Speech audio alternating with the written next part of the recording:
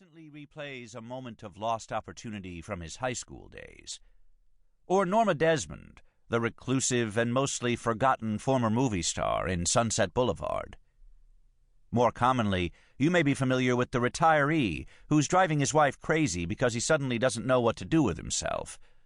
The addict whose life has become solely focused on whatever it takes to find the next fix. The man who is still treating women the same way he did 40 years ago and doesn't understand why they don't respond the same way.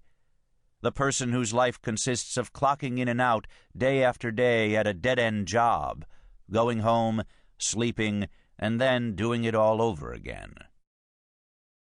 There are examples all around us of people who, for some reason, have stopped growing, either temporarily or indefinitely.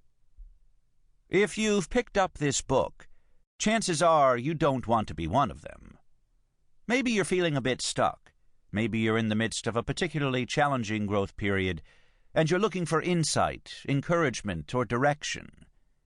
Or maybe you just want all the resources you can get on your side as you pursue your own growth path. Most of us struggle with issues related to growth at various points in our lives.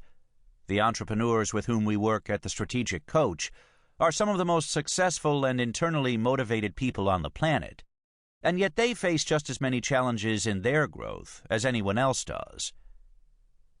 The 10 laws in this book are like mirrors you can use to reflect your behavior, to see if it's supporting or undermining your continued growth. Use them as you would a hallway mirror on your way out the door. Do a quick check to make sure everything looks good, adjust if necessary, and then carry on. Or take a longer, more studied look to reveal areas that might take more work to transform. The laws are useful for this purpose because it's often hard to tell whether you're on the right path just by how you feel. Rosabeth Moss Cantor has wisely observed that everything looks like a failure in the middle.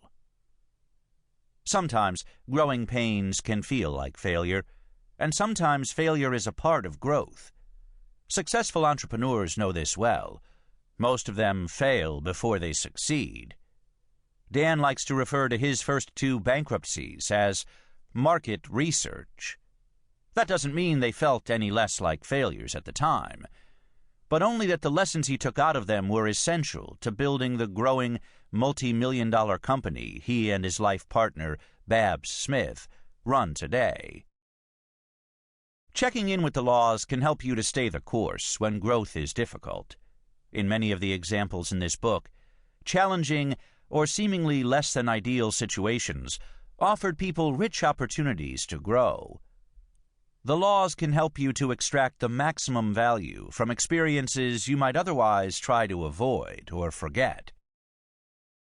It also pays to check your behavior against the laws when things are going well.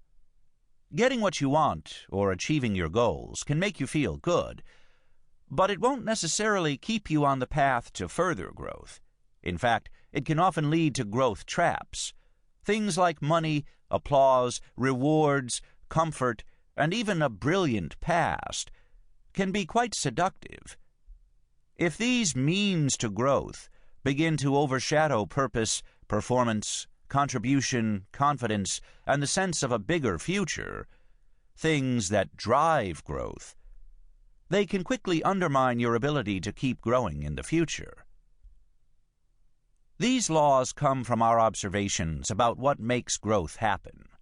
If the word law makes you uncomfortable, it might help to think about the message on a tongue-in-cheek t-shirt we saw recently in the neighborhood.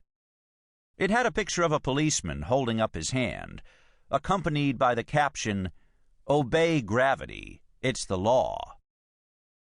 Of course, natural laws operate whether you obey them or not. If you disregard gravity and jump off a rooftop, it won't be the gravity police that get you. Likewise, no growth police are going to come after you if you don't follow these laws. You'll just find that you probably won't grow as much. You might want to think of each law as being prefaced by, "You will continue to grow if." For example, you will continue to grow if you always make your future